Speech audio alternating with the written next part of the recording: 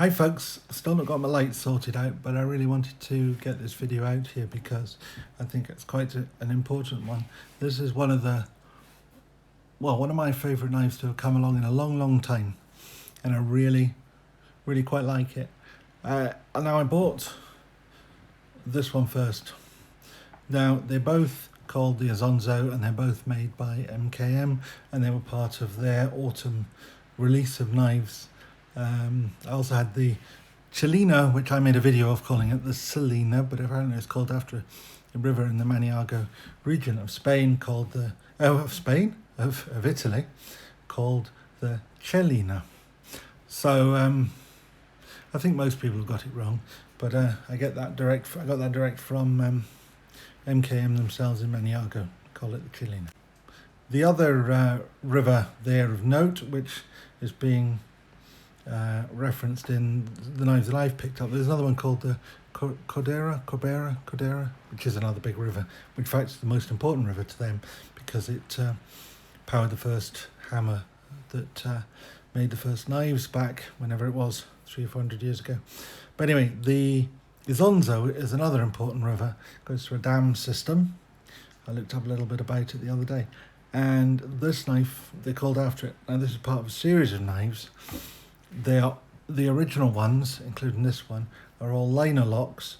They come in different colours, different blade finishes and different blade shapes. Now the one I went for is the cleaver shape. Now I like cleaver shaped knives, but sometimes they're a bit threatening. Now you could feel threatened by this one if you really wanted to be, but quite honestly, if I just show you this,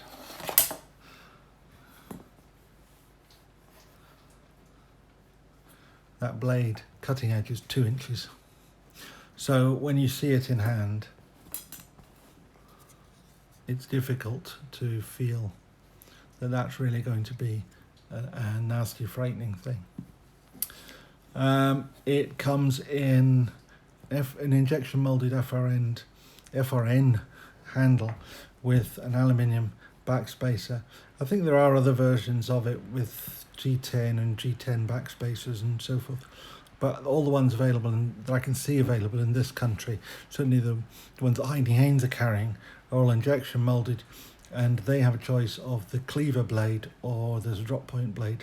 There's also one with a sort of hooked blade. It's not really a hawk bill, not really a karambit, but it's sort of somewhere in between.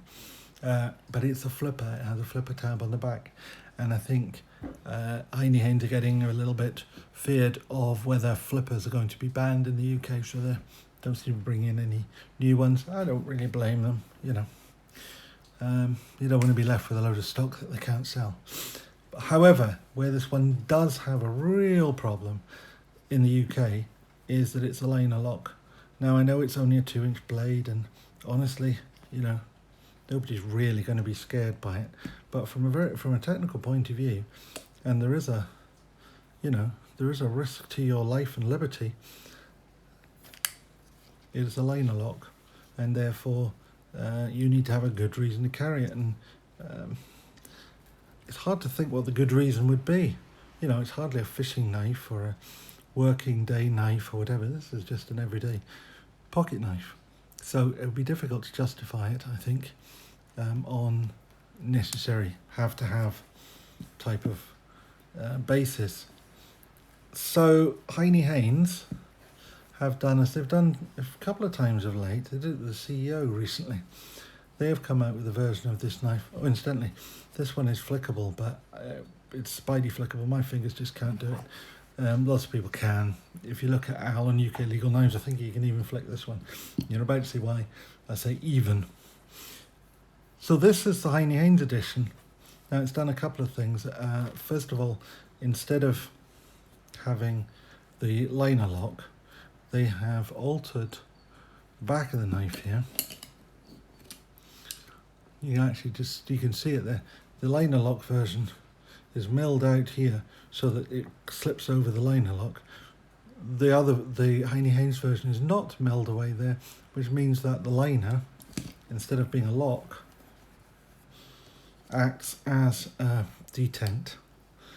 And if I just turn this over like this, you should be able to see it. This liner would click in under the blade as a lock. Instead, the little detent bowl, which is a ceramic detent bowl, clicks into the end of the blade.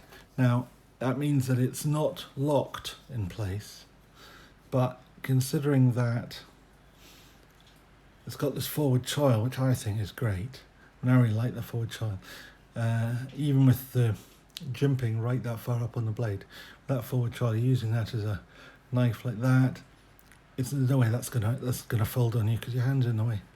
If you're doing it in a pinch grip or anything like that, which is another way I quite like to hold this knife, you don't have a problem. You could hold it all the way back here. Now the jimping, well, you know, if you want to hold it all the way back here, and if you've got long enough thumbs to reach the jimping up there, then you probably could make it fold on you. The detent is quite stiff.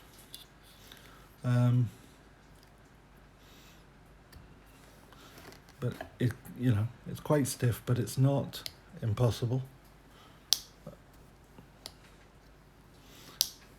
It does also mean that the detent is riding on the detent track all around. So unlike the liner lock, this one is relatively stiff.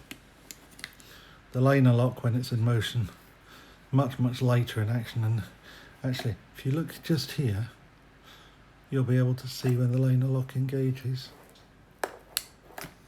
like that,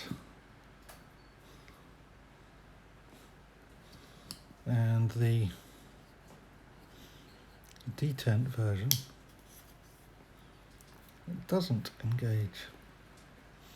It stays sitting beside the blade rather than engaging underneath the blade. Now, what else have they changed? Well, that's the good. What I'm not so keen on is a couple of things. First thing is, I really like the colour, the blue and orange. I think it just looks, you know, just looks really nice. The black and red, just a bit more harsh. Now, it's Heinnie Haynes colours, the black and red, so I understand why they've done it. It stands out as being their version rather than the standard version. But I like the blue and orange. The other thing, though, and this is more of an issue for me, this FRN, or plastic as I like to call it, you've got quite a tight clip and you're clipping it onto your trousers. This will slip. Your trousers can slip against this. Now, they won't slip so they'll fall out, but it does mean you can get the knife in and out of your pocket. This is textured G10. And this G10 grabs the inside of your pocket and just refuses to let go.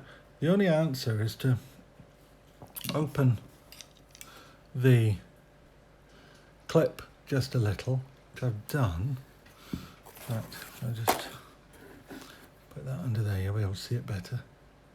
I've opened the clip just a little bit, but then it doesn't grip so well. So, I don't know.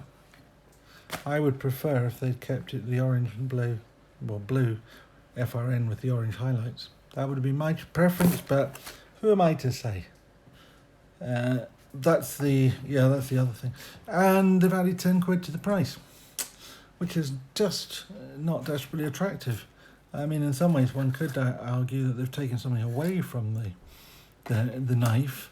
One could equally argue that you just not had to mill that piece off the knife, so there's less work on it. It's not that there are any less parts in it, or any more parts in it, or anything that's changed. It's just a bit less milling off the blade, and a change of colour, upping it to G10. Well, I wish they hadn't upped it to G10, but as they have, adding 10 quid to the price, not nice. Not my first choice. So anyway, I just wanted to do that quickly, just so you could see. This is a cracking wee knife. I love this to pieces. This is not a bad wee knife, but this one at least I can carry without worrying that I'm going to be arrested and thrown into jail for the rest of my life. Okay, maybe it's not that dramatic, but you know what I mean. Anyway, thank you very much. If you like this, please subscribe. Please tick the like box. 500 subscription is just running while this is being produced. It'll be drawn on Monday coming. If you've not already joined into that, please feel free to do so. That would be great. Thank you very much. Bye.